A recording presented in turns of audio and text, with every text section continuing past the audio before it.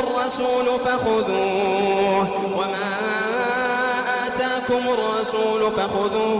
نهاكم عنه فانتهوا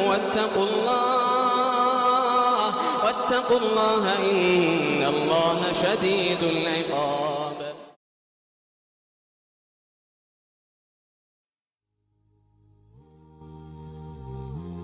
What I said is, when you see that which you like, you should take preemptive measure to seek Allah's help and protection from the evil eye.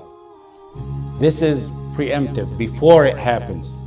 Now, if you want to seek Allah's aid and protection from evil eye, and note, this is a precautionary, one of the precautionary measures before anything happens. In addition to dhikr and qira'ah, one of the things is, if one presumes they themselves have an evil eye, or others, the Prophet ﷺ gave us some guidance on that.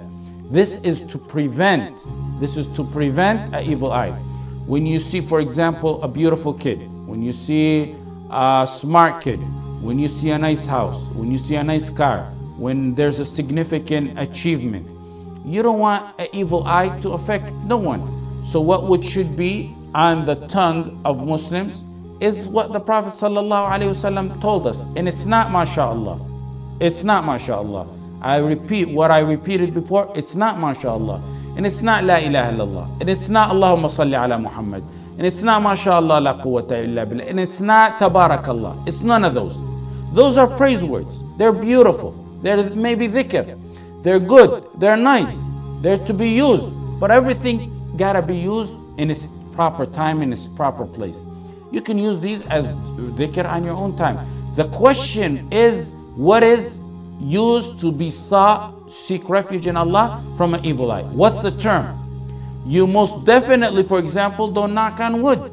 You want the proper guidance, the proper medication to seek saving from, to seek refuge in Allah from an evil eye, or so you yourself will not hurt others. You say, Allahumma barik lahu. Allahumma barik lahu. If he's male, may Allah bless him. Allahumma barik lahu. Allahumma barik lahu. If she's a woman, Allahumma barik laha. May Allah bless her. If it's a car someone has, barakallahu laka fiha. May Allah bless it for you. Making dua and blessing for that matter or that person. The Prophet ﷺ said the effect of an evil eye is fact. Bukhari, Muslim, inna al-ayna haq. Look at this hadith. Abu Umama narrated that Sahal ibn Hunayf, on the authority of his father, they went and with the Prophet Muhammad ﷺ on a journey, and they reached to a valley. Sahal washed himself, and he actually was handsome, and he had soft skin and a good figure. A man passed by. His name is Amr ibn Rabi'ah. He looked at him as he was bathing, and he said, wow, what a nice delicate figure. Just as he uttered that, Sahal fell unconscious, and the people went to the Prophet Muhammad sallallahu alaihi wasallam. The Prophet sallallahu alaihi wasallam said, who do you suspect? You suspect anyone? Man tattahimuna bih? They said, yes, we suspect Amr ibn Rabi'ah. The Prophet said, bring Amr ibn Rabi'ah here. He brought Amr ibn Rabi'ah. The Prophet reprimanded him and sort of scolded him. He said, why try to kill your brother in faith? Did he pull a knife or anything? No, it's by his eye he was trying to kill him that the Prophet meant. Why not say, upon seeing the fascination of if you're fascinated with your brother, may Allah bless you, make dua for his barakah. إِذَا رَأَى أَحَدُكُم مِّنْ أَخِيهِ مَا يَعْجِبُهُ فَلْيَدْعُ لَهُ بِالْبَرَكَةِ. This is the point of it. The Prophet ﷺ said, wash off the trace of envy by making dua of barakah. He didn't say you say mashallah. He said you say la ilaha illallah. Amr, the man who caused the evil eye, he was ordered to bathe, wash his elbows, thighs, his hands, and pour water all over himself while he was in a what would be called today a tub. Then the contents of that tub were poured over Sahal ibn Hunayf. And upon doing that, Sahal recovered. This is the authentic hadith. It's in Musnad Ahmad and it's in Ibn Majah.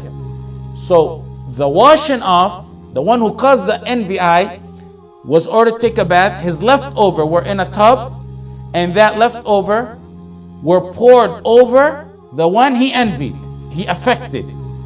This is after it happens. But before that, the Prophet ﷺ said, why didn't you make dua? What dua did he say? Did he say MashaAllah?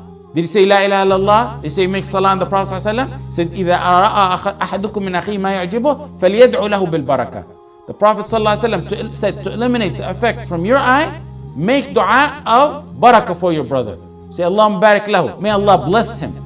Allahumma barik laha. If she's a woman, may Allah bless her. If it's knowledge, barakallahu laka fi ilmik. May Allah bless your knowledge. If it's a car, may Allah bless your car. He didn't say MashaAllah at this time. He didn't say La ilaha illallah. Al-Minnawi said, Yad'u bil barakah. You make dua in barakah. You say Allahumma, may Allah bless him. Some said, what about the verse? How could you say it in the verse in the Quran? In the Quran says, وَلَوْلَا دَخَلْتَ جَنَّتَكَ. It would have been better for you to say when you entered your garden, that which Allah wills. MashaAllah. There is no power but with Allah. وَلَوْلَا دَخَلْتَ جَنَّتَكَ قُلْتَ مَا شَاءَ اللَّهُ لَا قُوَّةَ إِلَّا بِاللَّهِ. The verse says, say MashaAllah. This verse has nothing to do with the protection from the evil eye, from the hasad. It's telling one to admit that which he got is from Allah, and not to let his ego and pride get to him, and admit it's from Allah. MashaAllah la quwwata illa billah. So MashaAllah means whatever Allah wills, and you say it, and it's good to say it when you see good things, and when you see the creations, and when you see things you like, you say MashaAllah. Al-Qurtubi said, commenting on this verse, he says it means whatever you got, Allah's telling them, whatever you got of wealth is from Allah, not from your own power. So you can't use that dua MashaAllah, which is nice, which is beautiful. You can't use it though for protection from an evil eye. You would be given knowledge that the Prophet ﷺ never gave. You'd be given medicine to something that is for a totally different disease or sickness. In a nutshell, if you see something you like, you make dua of barakah in it. Allahumma barik lahu, Allahumma barik laha. If someone sees a child and they have, for example, you have a child and they said, wow, he's so beautiful. Wow, he's speaking at that young age. Don't be ashamed to tell him, and the other person shouldn't take offense at it. Tell him, say Allahumma barik lahu. Make dua of barakah for the child. If you are memorizing and gaining knowledge, or you have something good going for you, or a job, or a car, or a relative sees it and it may be an evil eye, then tell them, make dua and barakah. Allahumma, revive a sunnah that's dead. The Prophet ﷺ advised newlyweds. When you see newlyweds, when you go visit them, in Tirmidhi, Nisa'i, Ibn Majah, the Prophet ﷺ said to say to them, Barakallahu lakuma wa alaykuma wa jama'a baynakum ala khair. May Allah bless for you. May Allah, Barakallahu lakuma, may Allah bless you both. Wa alaykuma, and bless and be upon you. Wa jama'a, and unite you together in goodness. This is precautionary for even eye. If you assume someone already has an evil eye, and there's proper signs of that, then there's Quran, there's proper dhikr. If you suspect someone in particular, you can ask that person to take a shower. The leftover of a shower, you put it on someone who you assume he affected. Those are the cure after he is. Just like flu. When you don't have flu, you go get a shot for vaccination. But you don't get the shot for vaccination after you're infected with flu. So before one is affected with an evil eye, to eliminate it, one of the ways is, which I mentioned, which you're talking about, your question, is you say Allahumma barik lahu. Allahumma barik. It's not MashaAllah.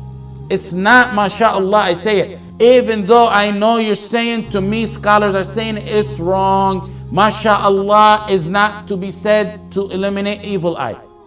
MashaAllah was never in a hadith to say that. It was no authentic hadith to say that it is a prevention from evil eye. MashaAllah, say you see the sky, it's beautiful. You enter your own house, you're not afraid of an evil eye, say MashaAllah. However, if you're afraid of an evil eye, and you want to prevent it, فَلْيَدْعُ لَهُ بِالْبَرَكَةِ. Let him ask Allah for barakah in that person or in any matter that he has which you think are good. That's how it is. Also, you can recite Quran as prevention. That is what I mentioned. Now, after it falls, if someone is affected, then you got Quran, then you got dhikr, then you got washing of the person. If you know someone in particular, you can ask him to take a shower. He shouldn't take offense to it. And once he takes a shower, his leftover the water, the person who's affected takes a shower in that. Inshallah, just like the hadith we mentioned of Sahel, that it will be eliminated. The point of it, what I mentioned, is when you see what you like, it's Allahumma barik. It's not MashaAllah. It's not La ilaha illallah. It's not Allahumma salli ala Muhammad. It's not Tabarakallah. These are good phrases, beautiful phrases. But for the protection of evil eye, you ask Allah for barakah in that matter or in that person. You got it?